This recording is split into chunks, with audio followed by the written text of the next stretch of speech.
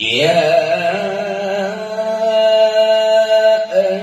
أيها الذين آمنوا كتب عليكم الصيام كتب عليكم الصيام كما كتب على الذين من قبلكم لعلكم تتقون